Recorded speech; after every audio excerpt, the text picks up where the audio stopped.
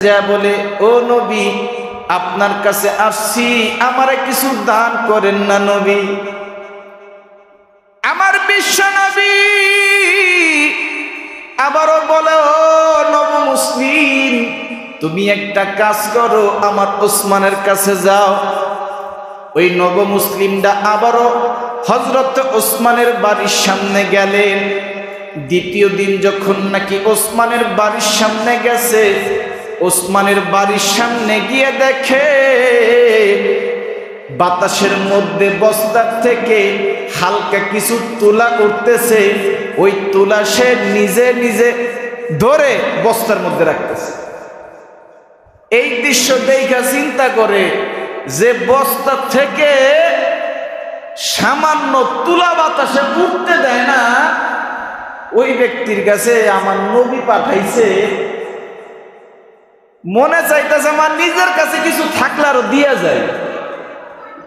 ওই ব্যক্তির কাছে পাঠাইছে বিশ্ব নবী। এই নব মুসলিম সঙ্গে সঙ্গে চলে গেছে আমার নবীর দরবারে। তারপরের দিন যায় কয়, নবী, ও নবী, নবী এমন একজনের কাছে পাঠাইছেন, আমারে দিব তো দূরের কথা, আমার তার দৃশ্য দেখে মনে হয় আমার পকেটে থাকলে তার কিছু দিয়ে আসতাম। আল্লাহু আকবার জোরে। ও বিশ্ব নবী, আপনি ওসমানের কাছে আমারে পাঠায়েন না, আপনার পায়ে ধরছি, আপনার কাছে মাফ চাই, ওসমানের কাছে আমারে পাঠায়েন না। আপনি একটা কাজ করেন নবী, অন্য কোনো সাহাবী যদি থাকে আমারে কিছু দান করলে আমি খুব খুশি হব। আমি নব মুসলিম, নতুন ইসলাম কবুল করছি, কিচ্ছু নাই নবী, আমার সমাজ থেকে আমারে বাইর করে দিছে, থাকার জায়গা নাই, আমার খাওয়ার জায়গা নাই, যেই বাপ মা পরিচয় দিত আমারে পরিচয় দেয় না, কারণ ওই সমাজ থেকে আমারে বিতাড়িত করে দিছে। নবী আমারে কিছু দান করেন। অন্য একটা সাহাবীর কাছে বলা। আমার বিশ্ব নবী বলে, চুপ, তোমারে বলছেন ওসমানের কাছে যাইতে, ওসমানের কাছে যাও। আল্লাহু আকবার জোরে বলে। আমার নবী তো জানে ওসমান দানের দিক থেকে এক নম্বর, কথা বলেন ঠিক কি? এই নব মুসলিম তো জানে না। এই নব মুসলিম আবার রওনা দিছে ওসমানের বাড়ির দিকে। আমার যুবক ভাইরা, বৃদ্ধ বাবাজিরা, তৃতীয় দিন যখন নাকি হযরত ওসমানের বাসার সামনে গেছে, হযরত ওসমানের বাসার সামনে যায়া ওই নব মুসলিম আবার চিন্তা করলেন, দেখি আজকে হযরত ওসমান কি করে। তৃতীয় দিন যখন নাকি বাড়ির সামনে গেছে, যা দেখে তার ঘরের মধ্যে যেই চিনি ছিল, বস্তা থেকে পিঁপড়া চিনি নিয়ে যাওয়া ধরছে, পিঁপড়ার ঘাড়ের মধ্যে এইভাবে টিপ দিয়া মুখের থেকে চিনি রেখে দিতেছে। এই দৃশ্য দেখা কয়, হায় হায় হায়, যে ওসমান নাকি পিঁপড়ার মুখ থেকে ঘাড়ে চাপ দিয়া চিনি রেখে দেয়, ওই লোকটা আমারে দান করবো, নবী আমারে কার কাছে পাঠাইলো? যে ব্যক্তি নাকি পিঁপড়ার মুখ থেকে চিনি রেখে দেয়। নবী মনে হয় ভুল মানুষের কাছে পাঠাইছে। এর আমি দান করবো, হ্যাঁ আমারে দান করবো কি? আমার যদি কিছু থাকতো আমি উল্টে দান করে যেতাম। ওই লোকটা শেষ পর্যন্ত হযরত ওসমানকে ডাক দিছে। ওসমান সাল্লাল্লাহু আলাইহি ওয়াসাল্লাম সর্বপ্রথম ওই মহান মালিকের দরবারে লাখো কোটি শুকরিয়া, যেই মহান মালিক আমাদের সবাইকে জুমার দিন আল্লাহর ঘর মসজিদে আসার বসার সুযোগ করে দিয়েছেন। এই জন্য আমরা সকলেই আল্লাহ পাকের শুকর আদায় করি, বলি আলহামদুলিল্লাহ। আর আওয়াজ দিয়ে বলি আলহামদুলিল্লাহ। আজকে জুমার দিন, বরকতের দিন। এই জুমার দিন যেই মুহূর্তে আমরা এখন বসে আছি, এটা দোয়া কবুলের অন্যতম একটা সময়। হাজারো মানুষ হাজারো ব্যস্ততার মধ্যে আছে, আল্লাহ রাব্বুল আলামিন খুশি হয়েছেন বিদায় আমাদেরকে আল্লাহর ঘরে আসার তৌফিক দিয়েছেন। কথা বলেন ঠিক কিনা? তো জুমার দিন আমরা আল্লাহর ঘরে এসেছি জুমার নামাজ আদায় করার জন্য। আজকে ছোট্ট একটা বিষয় আপনাদের সামনে আমি আলোচনা করব। এটা হচ্ছে নামাজ পড়লে নামাজের কি ফজিলত সেটা আমরা জানি, রোজা রাখলে রোজার কি ফজিলত সেটা আমরা জানি, যত ইবাদত আছে ইবাদতের কি কি ফজিলত আমরা জানি, যাকাত আদায় করলে কি ফজিলত আমরা জানি। কিন্তু বান্দা যখন নাকি দান করে, সেই দানটা কিসের দান? আল্লাহর জন্য, অর্থাৎ দ্বীনের রাস্তায়, আল্লাহর রাস্তায়। বান্দা যখন নাকি আল্লাহর রাস্তায় দান করে, এর কি ফজিলত আমরা অনেকেই জানি না। কথা বলেন ঠিক কিনা? এই জন্য আজকে আমি সংক্ষিপ্ত সময় দান করলে কি ফজিলত আল্লাহ রাব্বুল আলামিন আপনার জন্য আমার জন্য রেখেছেন, এই বিষয়ে অল্প সময় আলোচনা করব। আল্লাহ রাব্বুল আলামিন বলেন, আল্লাযীনা ইউনফিকুনা ফিস সাররাই ওয়াদ-দাররা। আল্লাহ রাব্বুল আলামিন বলেন, আল্লাযীনা ইউনফিকুনা ফিস সাররাই ওয়াদ-দাররা। সূরা আল ইমরান 134 নম্বর আয়াতের মধ্যে আল্লাহ বলেন, যে ব্যক্তি সচ্ছল এবং অসচ্ছল অবস্থায় দান করবে তারাই হচ্ছে আল্লাহর প্রিয় বান্দা। আল্লাহু আকবার। আল্লাহর প্রিয় বান্দা কারা? যারা সচ্ছল অবস্থায় এবং অসচ্ছল অবস্থায় দান করবে। তার মানে বোঝা যায় যারা নাকি আল্লাহ রাস্তায় দান করবে তারাই হচ্ছে আল্লাহর প্রিয় বান্দা। কারণ আল্লাহ কোরআনের মধ্যে নিজেই বলেন,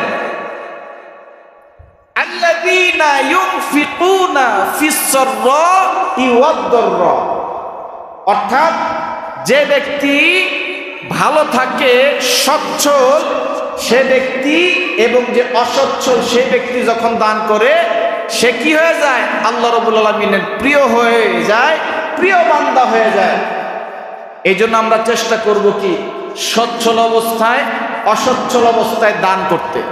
কথা বলেন ঠিক কিনা? 2 নাম্বার কথা, দান করলে কি হয়?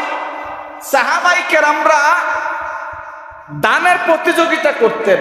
দান করা এটাও একটা ইবাদত। দান করা কি? আরো জোরে বলেন। দান করাও একটা ইবাদত। নামাজ যেমন ইবাদত, রোজা যেমনি ভাবে ইবাদত, আল্লাহর রাস্তায় দান করা এটাও একটা ইবাদত। আমরা অনেকে ভাবি দান করি এটা একেবারে ইবাদত। জি, এটা ইবাদত। দান করাও একটা ইবাদত, এটা আমরা অনেকে জানি না। দান করার কি ফজিলত আমরা অনেকে জানি না। সাহাবায়ে কেরামরা নিজে না খেয়ে থাকতেন, কিন্তু দান করার ক্ষেত্রে যদি কেউ আসতো সর্বপ্রথম যতটুকু সামর্থ্য আছে দান করে দিত। যার অন্যতম একজন নাম হচ্ছে হযরত ওসমান। ওসমান গনি। ওসমান গনি কেমন দানবীর ছিলেন? আল্লাহর নবীর কাছে যেই যাইতো আল্লাহর নবী সর্বপ্রথম ওসমানের নামটা বলতো, ওসমানের কাছে যাও, আমার ওসমান তোমারে কিছু না কিছু দান করবে। কারণ ওসমানের কাছে যদি কোনো মানুষ যাইতো ওসমান কখনো ফিরাইতো না। একদিন এক ইহুদি এই ইহুদি মুসলমান হয়েছে, নতুন মুসলমান হওয়ার পর আমার নবীর কাছে আসছে। আমার নবীর কাছে আসার পরে বলতেছে, ও নবী, আমি ইহুদি ধর্ম ত্যাগ করে মুসলমান হয়েছি। এখন মুসলমান হওয়ার পরে আমারে তারা তাদের সমাজ থেকে বাহির করে দিছে। এখন আমার কাছে কোনো কিছু নাই, আমি কেমনে খাবো, কেমনে থাকবো? আমারে যদি একটু সাহায্য করতেন আমার বড় উপকার হইতো। আমি জানি আপনার দয়ার নবী, মায়ার নবী, আপনি আমারে ফিরাইবেন না। ও নবী, আমারে কিছু দান করেন না। আমার যুবক ভাইরা, বৃদ্ধ বাবাজিরা, আমার বিশ্বনবী ওই ইহুদির সঙ্গে সঙ্গে বললেন, তুমি যেহেতু নাকি আমার কাছে আসছো, আমার কাছে তো দেবার মতো কিছুই নাই, আমার কাছে তো দেবার মতো কিছুই নাই গো, আমি তোমারে কি দিব? এই জন্য একটা কাজ করো, আমার একজন সাহাবী যার নাম ওসমান, আমার একজন সাহাবী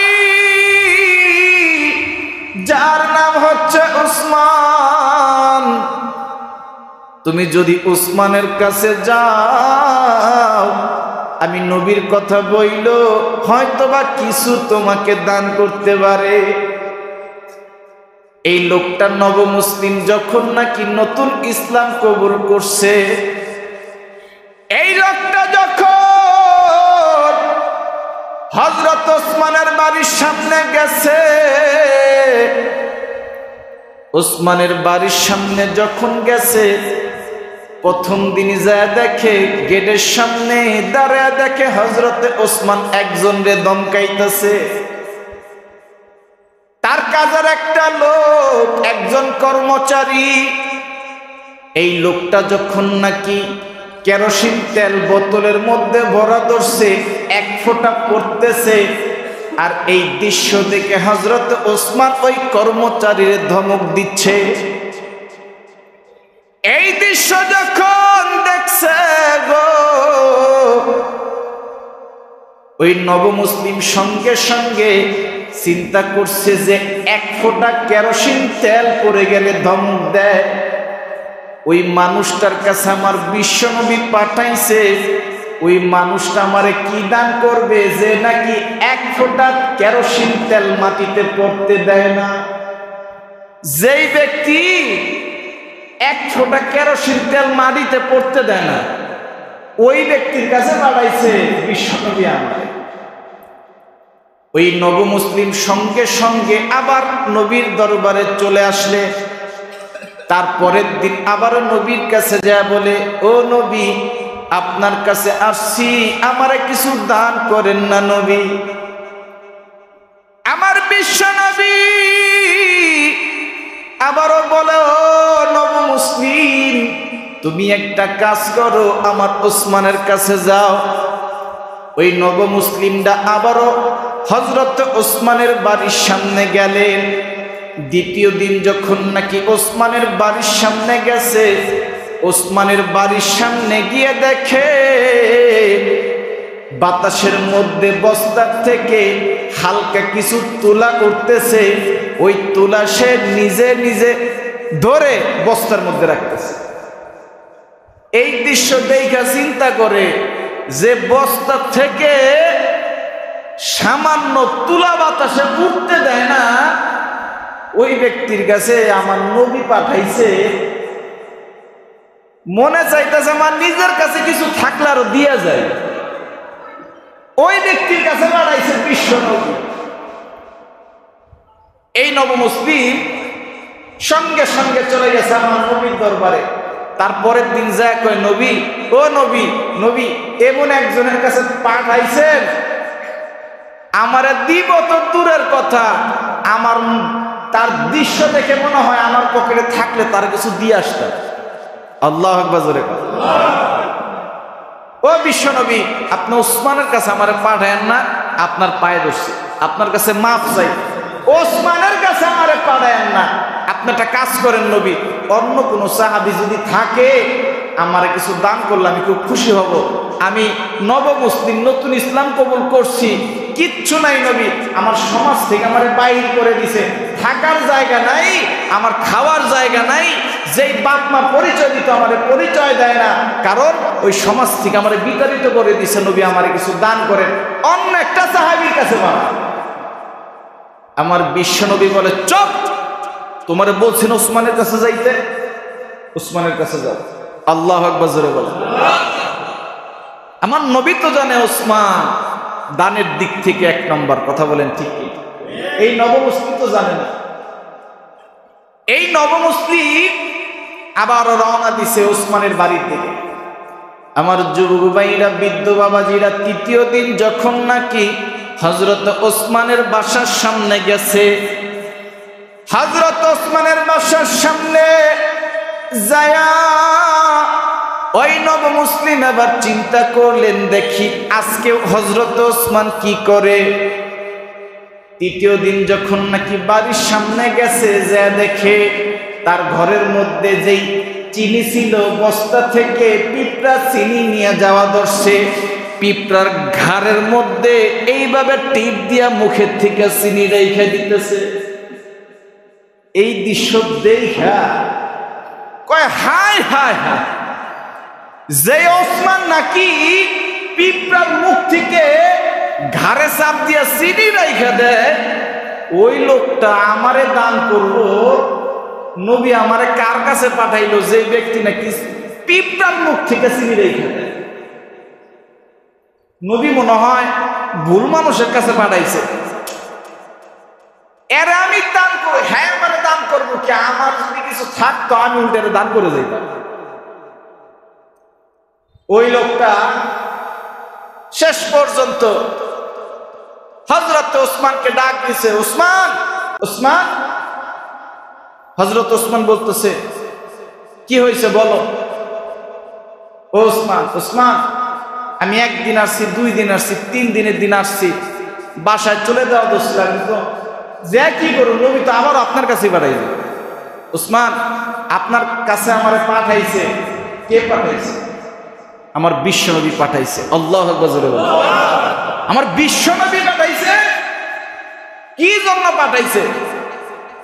ওই নবমুসলিমটা ডাক দিয়া বলে, হযরত ওসমান, বিশ্বনবী আমারে পাঠাইছে, আমি একজন নবমুসলিম, আমি ইসলাম কবুল করছি, আমার সমাজ থেকে আমারে বাহির করে দিছে, আমি নবীর কাছে কিছু চাইতে গেছিলাম, আমার নবী আপনার কাছে পাঠাইছে। হযরত ওসমান বলে, আমার বিশ্বনবী তোমার আমার কাছে পাঠাইছে? ঠিক আছে, তোমারও যখন আমার কাছে পাঠাইছে, তুমি আমার কাছে কি চাও? কই, আপনি যতটুকু পারেন দান করেন। হ্যাঁ, ভয় কিছু করে না। চিন্তা করে যে ব্যক্তি নাকি পিঁপড়ার মুখ থেকে চিনি রেখে দেয়, যেই লোক নাকি বাতাসে তুলা উড়তে দেয় না, যেই ব্যক্তি, যে ওসমান নাকি কেরোসিন তেল 1 ফোঁটা মাটিতে পড়তে দেয় না, ওই ওসমানের কাছে কি চান? কয়, আপনি একটা কাজ করেন, আপনি যতটুকু পারেন আমারে দান করেন, তাইলেই আমি খুশি।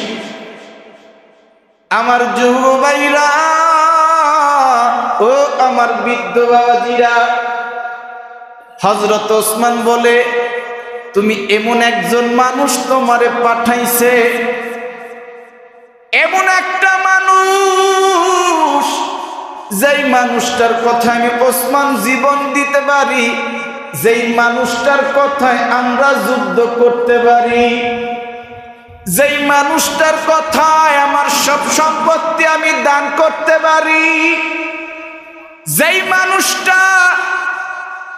মানুষটার মুখের কথা শুনে আমরা কালেমা পড়ছি, ওই মানুষটা তোমারে আমার কাছে পাঠাইছে, তার নাম বিশ্বনবী। তোমারে যেহেতু বিশ্বনবী পাঠাইছে, ও নবমুসলিম, ওই যে আমার খামারের দিকে তাকায় দেখো, ওই খামারের ভিতরে উট আছে, শত শত উট আছে, ওই শত শত উটের মধ্যে তোমার যেই উটটা পছন্দ, তুমি সেই উটটা নিয়ে বাসায় চলে যাও।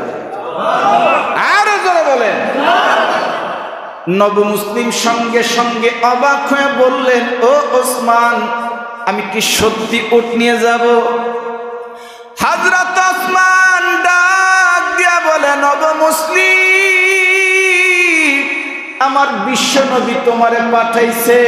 আমি হযরত ওসমান বললাম, আমার এই রাখালদের মধ্যে যতগুলা উট আছে, যেই উটটা তোমার পছন্দ হয়, ওই উটটা নিয়েই তুমি সরাসরি বাসায় চইলা যাও। এই নবমুসলিম অবাক হয়ে বললেন, মনে মনে ভাবতেছে, আমি প্রথম দিন যখন আসছি এক ফোঁটা কেরোসিন তেল দেখলাম মাটিতে পড়তে দেয় না। ওই ব্যক্তি আমারে বলতেছে তোমার যেই উটটা পছন্দ হয় তুমি নিয়ে যাও। দ্বিতীয় দিন যারা দেখলাম বাতাসে তুলা উঠতে দেয় না, ওই লোকটা আমারে বলে আপনার যেই উটটা পছন্দ হয় আপনি নিয়ে যান। যেই লোকটা নাকি পিঁপড়ার মুখের থেকে চিনি পর্যন্ত রেখে দেয়, ওই লোকটা আমারে এত বড় একটা উট দান করে দিল। এটা কিভাবে সম্ভব? ওসমান বলে ও নবমুসলিম, আমার বিশ্বনবী তোমারে পাঠাইছে, যেই উটটা তোমার পছন্দ ওই উটটা নিয়ে তুমি বাসায় চলে যাও। ওই নবমুসলিম যখন নাকি ওই পালের মধ্যে থেকে, আচ্ছা আপনারাই বলেন, কেউ যখন বলে আপনার যেটা ইচ্ছা সেটা নেন, তখন মানুষ ছোটটা ধরে না বড়টা ধরে? আরো জোরে কন। যখন নাকি ওই নবমুসলিম ওই উটের মধ্যে বড় উটটা নিয়ে রওনা দিছে, দেখে বড় উটের পিছে পিছে উটের একটা স্বভাব আছে, প্রথম উট যেই দিকে যায় পিছের সব উট সেই দিকে যায়। কথা বলেন ঠিক কিনা? দেখবেন হাঁসের মধ্যে একটা খাসলত আছে, প্রথম একটা যেই দিকে যায় পিছের 10টা দেখবেন সেই দিকে যায়। কথা বলেন ঠিক কিনা? এই নবমুসলিম যখন নাকি বড় উট নিয়ে রওনা দিছে, দেখে আরো কিছু সংখ্যক উট এই বড়টার লগে রওনা দিছে। হযরত ওসমান বলো নবমুসলিম, তুমি যেই উটটা নিছো ওটার পিছে যেই কয়টা উট যাবে সব কটা আমি তোমারে দান করে দিলাম। আল্লাহু আকবার। ওই লোকটা এখন পুরো টেনশনে পড়ে গেছে। ওই লোকটা এখন পুরো টেনশনে পড়ে গেছে। হায় হায়, প্রথম দিন আইলাম, দ্বিতীয় দিন এলাম, তৃতীয় দিন এলাম, যেই তার কাম দেখলাম, কিন্তু মুখের সাথে কথার সাথে তো কাজের কোনো মিল পাই না। যে ব্যক্তি নাকি উট দান করলো, উটের পিছনে অন্তত 8-10টা আর উট এসে বলল, সব দান করে দিল, অথচ যে নাকি এক ফোঁটা কেরোসিন তেল মাটিতে পড়তে দেয়। এই বেড়া বড় আকাঙ্ক্ষা নিয়ে হযরত ওসমানকে জিজ্ঞেস করছে, ওসমান, ওসমান আপনার একটা কথা জিজ্ঞেস করতে চাই, একটা কথা আপনার জিজ্ঞেস করতে চাই। ওসমান বলে বলো। আমি প্রথম দিন আসছি, নবী আপনার কাছে আমার পাঠাইছে, প্রথম দিন যখন আসছি দেখলাম এক ফোঁটা কেরোসিন তেল মাটিতে পড়তেছে, এই জন্য আপনি কর্মচারীরে ধমক দিতেছেন। আমি প্রথম দিন আপনার এই দৃশ্য দেখে বাসায় চলে গেছি, কারণ যে এক ফোঁটা তেল মাটিতে পড়তে দেয় না, কর্মচারীরে ধমকায়, সে আবার আমার দান করবে, এই জন্য বাসায় চলে গেছি। আপনি কেন এক ফোঁটা তেল মাটিতে পড়া ধরছে আপনি ধমকালেন তা জানতে চাই। হযরত ওসমান ডাক দিয়া বলে, ও নবমুসলিম, এই যে এত বড় রাখাল দেখতেছো, এত উট দেখতেছো, এই উটগুলা সব আমার, আমি চাইলাম এই জন্য তোমারে দান করলাম, কিন্তু এই যে তেল দেখতেছো এই তেলের মালিক আমি নয়, এটা হচ্ছে মানুষ। এই তেলের মালিক হচ্ছে এই দেশের জনগণ। এই জন্য আমারে দায়িত্ব দেওয়া হয়েছে ভাগ করে বন্টন করে দেওয়ার জন্য।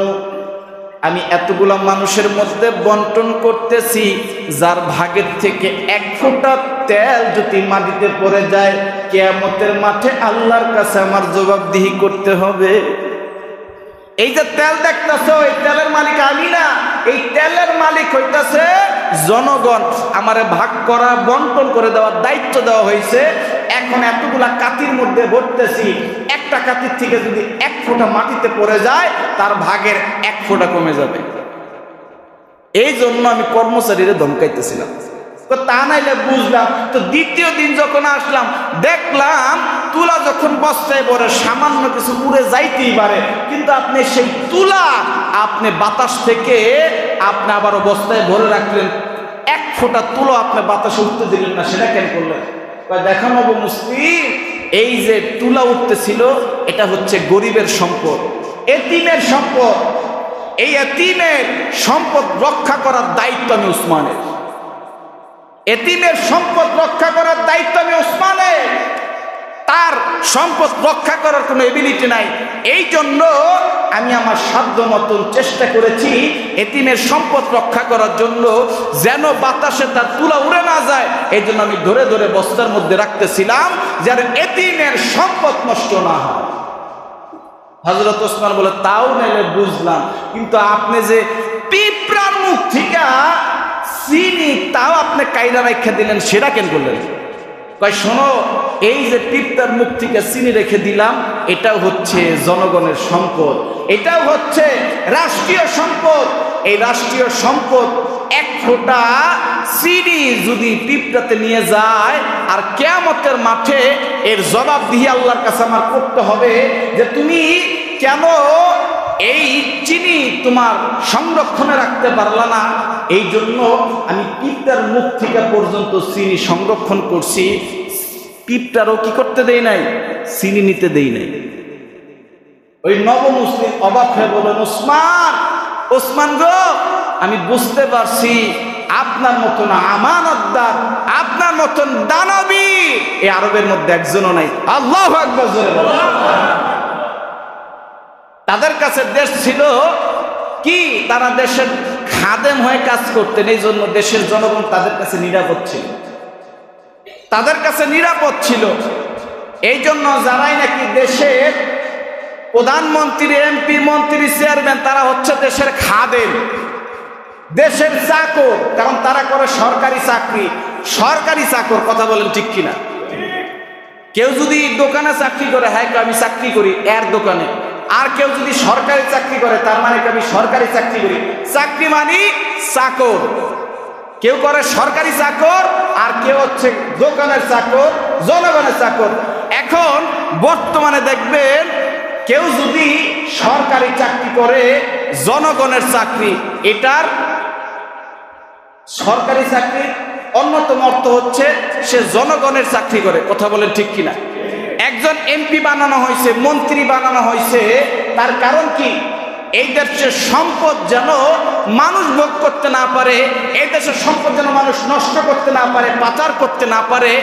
এই জন্য কি করছে, তাদেরকে খাদেম হিসেবে দায়িত্ব দেওয়া হয়েছে। কিন্তু এখন দেখা যায় যাদেরকে দায়িত্ব দেওয়া হয়েছে তারাই বরং বেশি পাচার করে। কথা বলেন ঠিক কিনা? হযরত ওসমান ছিলেন একজন আমানতদার, হযরত ওসমান ছিলেন একজন ন্যায়পরায়ণ দানবীর। এই জন্য দান করতে হবে, দানের অনেক ফজিলত। কোরআন এবং হাদিসের মাধ্যমে আমরা দানের অনেক ফজিলত পেয়েছি। আল্লাহ রাব্বুল আলামিন সূরা আলে ইমরানের 134 নম্বর আয়াতে বলছেন, আল্লাহ,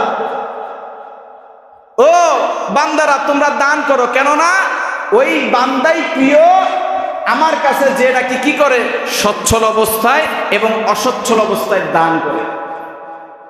যে ব্যক্তি সচ্ছল অবস্থায় এবং অসচ্ছল অবস্থায় দান করে সেই হচ্ছে আল্লাহর প্রিয় বান্দা। কথা বলেন ঠিক কিনা? এটা আমি বলছি না, আল্লাহ বলছে। কে বলছে? আল্লাহ নামাজ যেমনি ভাবে ইবাদত হিসেবে গণ্য করে দিছে, রোজা যেমনি ভাবে ইবাদত হিসেবে গণ্য করে দিছে, বান্দার জন্য দান করাটাও এটাও একটা ইবাদতের শামিল করে দিয়েছে। আল্লাহু আকবার জোরে বলেন। এই জন্য আল্লাহ বলেন, আল্লাযীনা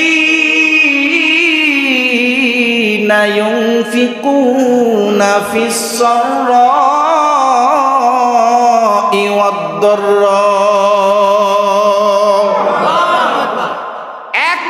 পুরস্কার, এক নাম্বার দান যে করবে তার জন্য পুরস্কার হচ্ছে, যে ব্যক্তি সচ্ছল অবস্থায় দান করবে তার সচ্ছলতা আল্লাহ আরো বৃদ্ধি করে দিবে। জোরে কম, ও মুখ দিয়ে সুবহানাল্লাহ বেরোয় না। অনেকে চিন্তা করে আহে, হুজুর যা কর কইব, আমি মুখ দিয়ে কিছুই করব না। একটু সুবহানাল্লাহ জোরে কয়ে, সুবহানাল্লাহ কইলে লাভ না লস। আরো জোরে কম, আরো জোরে কম। আমি এক একটা করে ফজিলত শোনাবো। সুবহানাল্লাহ করতে পারবেন তো ইনশাআল্লাহ? পারবেন ইনশাআল্লাহ? কারো জবান বন্ধ থাকবে না। এক নাম্বার, যে ব্যক্তি দান করবে, যে ব্যক্তি নাকি আল্লাহর রাস্তায় দান করবে সচ্ছল অবস্থায়, তার আল্লাহ আরো সচ্ছল বানায় দিবে। যে ব্যক্তি অসচ্ছল অবস্থায় দান করবে আল্লাহ তারে সচ্ছল বানায় দিবে। এটা হচ্ছে এক নম্বর পুরস্কার, এবং ওই ব্যক্তিটা আল্লাহর কাছে প্রিয় হয়ে যাবে। দুই নাম্বার পুরস্কার হচ্ছে, আসমানের মধ্যে দৈনিক দুইজন ফেরেশতা আসে। এই দুইজন ফেরেশতা এসে বলে, ও আল্লাহ, যেই ব্যক্তি নাকি দান করছে তার হায়াতের মধ্যে বরকত বাড়ায় দাও, তার সম্পদ বাড়ায় দাও, আল্লাহ যাবতীয় লাইনের বরকত তারে বাড়ায় দাও। ফেরেশতারা দোয়া করতে থাকে। আরো জোরে কর। এটা বুখারী শরীফের হাদিস। বুখারী শরীফের মধ্যে আছে আসমানের দুইজন ফেরেশতা আসে, এই যে দান করে দানকারীর জন্য দোয়া করতে থাকে, আরেকজন ফেরেশতা যে দান করে না তার জন্য বদদোয়া করতে থাকে, আল্লাহ যে ব্যক্তি আপনার রাস্তায় দান করলো না আল্লাহ তারে আপনি ধ্বংস করে দেন, বালা মুসিবত দিয়ে তারে রোগ আক্রান্ত করে দেন, আল্লাহ তার সম্পদ নষ্ট করে দেন, বালা মুসিবত দিয়ে তারে শেষ করে দেন। এই জন্য দান করলে কি ফজিলত? ফেরেশতা আপনার জন্য দোয়া করবে, আর ফেরেশতা দোয়া আল্লাহ কবুল করে নিয়ে আল্লাহ রাব্বুল আলামিন হার লাইনের বরকত দিয়ে আপনারে ভরপুর করে দিবে। তিন নাম্বার ফজিলত হচ্ছে আল্লাহর নবী সাল্লাল্লাহু আলাইহি সাল্লাম বলেন, হাদিসের মধ্যে আছে ক্বালান নবী সাল্লাল্লাহু আলাইহি সাল্লাম আস-সাদাকাতু তারুদ্দুল বালা, অর্থাৎ নবী নিজে বলেন যে ব্যক্তি নাকি দান করবে অবশ্যই তার বালা মুসিবত আল্লাহ দূর করে দিবে। তার বালা মুসিবত দূর করে দিবে, কারণ যার বালা মুসিবত নাই আল্লাহ তার সম্পদকে হেফাজত করে, বালা মুসিবতের কারণেই সম্পদ নষ্ট হয়। এই জন্য আমার নবী বলেন আস-সাদাকাতু তারুদ্দুল বালা, যে ব্যক্তি নাকি দান করবে অবশ্যই আল্লাহ রাব্বুল আলামিন কি করবে বলেন? তার বালা মুসিবত দূর করে দিবে। 3 নাম্বার নবী বলেন, ক্বালান নবী সাল্লাল্লাহু আলাইহি ওয়াসাল্লাম, তিনি বলেন যে ব্যক্তি নাকি দান করবে আল্লাহ রাব্বুল আলামিন তার হায়াতের মধ্যে বরকত বাড়ায়া দিবে, তার হায়াত আল্লাহ বৃদ্ধি করে দিবে। 4 নম্বরে যে ব্যক্তি নাকি দান করবে আল্লাহ রাব্বুল আলামিন তার এই দানকে 10 গুণ থেকে 700 গুণ পর্যন্ত বাড়িয়ে আল্লাহ রাব্বুল আলামিন তার আমল নামায় সওয়াব দান করে দিবে। 5 নম্বরে যে ব্যক্তি নাকি দান করবে জাহান্নামের আগুন তার এই শরীরের সাথে স্পর্শ করবে না, জাহান্নামের আগুন স্পর্শ করবে না যে ব্যক্তি দান করবে। তার মানে বোঝেন দানের কি ফজিলত। মিশকাত শরীফের এক হাদিসের মধ্যে আসছে আল্লাহ রাব্বুল আলামিন এই পানির নিচে জাহান্নাম রাখছে, এই পানির উপরে জমিন রাখছে। আমাদের যে জমিন, এই জমিনের নিচে পানি আছে না নাই? দেখবেন বাড়ি করার সময় মাটি খুঁড়বেন, দেখবেন পানি বাইরে আছে না নাই? আর আরব রাষ্ট্রে দেখবেন মাটি খুঁড়বেন তেল বেড়ে। আল্লাহ কি সম্পদ আরবদেরকে দিয়েছে, মুসলমানদেরকে দিয়েছে। যদি মুনাফিকি না থাকতো আরবদের কাছে বেঈমানগুলা মাথা নত করতো। কথা বলেন ঠিক কিনা? এই যে এই জমিনের নিচে যে পানি আল্লাহ দিয়েছেন, এই জমিনটা যখন আল্লাহ বানিয়েছেন জমিনটা এইভাবে কাঁপতেছিল। আল্লাহ রাব্বুল আলামিন এই জমিনটা স্থির করার জন্য পাহাড় বসায় দিলেন। আল্লাহ রাব্বুল আলামিন এই দুনিয়ার মধ্যে যত পাহাড় দিয়েছেন এই পাহাড়গুলা বানিয়েছেন জমিনকে স্থির রাখার জন্য। এটা মিশকাত শরীফের হাদিসের মধ্যে আছে। যখন নাকি পাহাড় দিয়ে দিলেন জমিন স্থির হয়ে গেল, এখন আর নড়াচড়া করতেছে না। যখন নাকি নড়াচড়া করতেছে না, ফেরেশতারা প্রশ্ন করলো, জিজ্ঞেস করলো, ও আল্লাহ, আল্লাহ এই জমিনটা এত সময় স্থির ছিল না, লড়তেছিল, আপনি পাহাড় দিয়ে দিলেন, পাহাড় বসায় দিলেন এই জমিনের মধ্যে, এখন জমিনটা স্থির হয়ে গেল। পাহাড় এত শক্তিশালী, পাহাড়ের থেকেও তো কিছু শক্তিশালী আছে। আমার আল্লাহ বললেন আছে। পাহাড়ের থেকে শক্তিশালী হচ্ছে আমি আল্লাহ লোহা বানাইছি। আল্লাহু আকবার, জোরে বলেন। এই লোহা এতটাই শক্তিশালী, এই লোহা দিয়ে পাহাড়টাকে কেটে কেটে টুকরা টুকরা করে দেওয়া যেতে পারে। কথা বলেন ঠিক কিনা? ও আল্লাহ, লোহা বানাইছেন এত শক্তিশালী, পাহাড়ের থেকেও লোহার থেকে কি কিছু শক্তিশালী আছে? আমার আল্লাহ বলে আমি লোহার থেকেও শক্তিশালী বানাইছি আগুন। এই আগুনের মধ্যে যদি লোহাকে ঢেলে দেওয়া হয় লোহা বোমের মতন গলে যাবে, এই জন্য আমি লোহার থেকে শক্তিশালী বানাইছি আগুনকে। ফেরেশতারা বলল, ও আল্লাহ, আগুনের থেকেও কিছু শক্তিশালী বানাইছেন? আল্লাহ বলল, আমি আগুনের থেকেও শক্তিশালী বানাইছি পানিকে। আল্লাহু আকবার, আমি পানিকে শক্তিশালী বানাইছি আগুনের থেকে। এই আগুনের মধ্যে যদি পানি দেওয়া হয় তাহলে আগুন নিভে যাবে। ফেরেশতারা প্রশ্ন করলো, ও আল্লাহ, পানি যদি এত শক্তিশালী বানিয়ে থাকেন, এই পানির থেকে শক্তিশালী কি বানাইছেন? আমার আল্লাহ বলে, ও ফেরেশতারা, আমি এই পানির থেকে শক্তিশালী বানিয়েছি বাতাস। আমি কিয়ামতের মাঠ যেদিন কায়েম করতে যাব, একটা ফু দিব, বাতাসে এই পুরা পৃথিবীটা তুলার মতো উঠতে থাকবে। আমি যখন নাকি বাতাসকে হুকুম দেই, এই প্লাবন শুরু হয়ে যায়, ঘূর্ণিঝড় শুরু হয়ে যায়, দেখবেন পানির স্রোত ভিন্ন হয়ে যায়। কথা বলেন ঠিক কিনা? এই জন্য আমি পানির থেকে শক্তিশালী বানিয়েছি বাতাসকে। ও আল্লাহ, বাতাস থেকেও কিছু শক্তিশালী বানিয়েছেন। ও ফেরেশতারা, আমি বাতাসের থেকেও বেশি শক্তিশালী ওই বান্দা যেই বান্দা না যেন দান করে, যেই বান্দা দান করে ওই বান্দা এই বাতাসের থেকেও শক্তিশালী। কেননা ওই বান্দা জাহান্নামের মধ্যে জাহান্নামের আগুন তার শরীর স্পর্শ করতে পারবে না, ওই বান্দা শরীরে জাহান্নামের আগুন লাগবে না, সরাসরি জান্নাতে চলে যাবে। আল্লাহু আকবার। তার মানে যে ব্যক্তি দান করবে কি ফজিলত, ওই ব্যক্তি শরীরে কি হবে না, জাহান্নামের আগুন স্পর্শ করবে না, জাহান্নামের আগুন স্পর্শ করবে না। 7 নম্বরে যে ব্যক্তি নাকি দান করবে আল্লাহ রাব্বুল আলামিন তারে বন্ধু বানায় নেয়। আরো জোরে, আরো জোরে। ওই ব্যক্তিকে আল্লাহ বন্ধু বানায় নেয়। কিভাবে?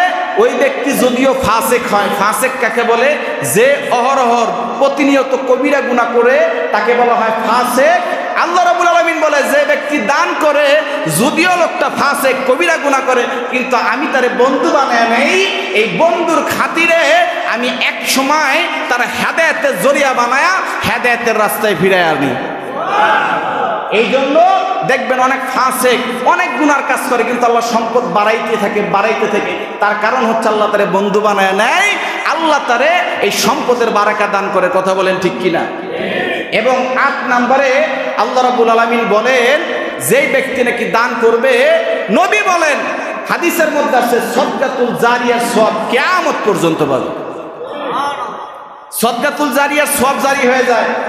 3টা জিনিস সদকাতুল জারিয়া হয়ে যায়, তার মধ্যে একটা হচ্ছে দান। আপনি দান করে যাবেন, এই দানে একটা মসজিদে একটা ফ্যান দিলেন, একটা টাইলস দিলেন, এই টাইলসের উপরে মানুষ নামাজ পড়বে, এই মসজিদ কিয়ামত পর্যন্ত থাকবে। আপনি যদিও 50-60 বছর বাঁচেন, কিন্তু মসজিদ তো কিয়ামত পর্যন্ত থাকবে। এই মসজিদে যত মানুষ নামাজ পড়বে আপনার কবরে কিয়ামত পর্যন্ত সওয়াব পৌঁছে যাবে। এবং দান করার সর্বশেষ লাস্ট একটা ফজিলত আমি বলে দিয়ে যাই, সেটা হচ্ছে যে ব্যক্তি নাকি দান করে এই ব্যক্তি আল্লাহর আরশের নিচে, আরশের ময়দানে, কিয়ামতের মাঠে, হাসরের মাঠে আল্লাহর আরশের ছায়া ছাড়া যেদিন কোনো ছায়া থাকবে না, ওই দিন আল্লাহ রাব্বুল আলামিন এই দানকারী ব্যক্তিকে আল্লাহর আরশের নিচে ছায়া দান করবে। শুধু তাই নয়, এই দানকারী ব্যক্তির জন্য আল্লাহ জান্নাত নিজ হাতে সাজায়, নিয়ামত দিয়ে ভরপুর করে রাখে। দানের আরো অনেক ফজিলত আছে, অনেক ফজিলত। তার মধ্যে যতগুলো আমি সময়ের মধ্যে শোনাইতে পারলাম শোনাইলাম। এখন আপনাদেরকে এখন 1 নাম্বার কথা, আজকে আপনাদেরকে গত সপ্তাহে আমি বলেছিলাম যে আমাদের এই মসজিদের জন্য কি দরকার? মার্বেল, টাইলস দরকার, পাথর দরকার। প্রায় অনেক দানের ফজিলত আপনাদেরকে শোনাইলাম। এই দানের ফজিলত আপনার আমার পাওয়া দরকার আছে না নাই? আরো জোরে বলেন, পাওয়া দরকার আছে না নাই?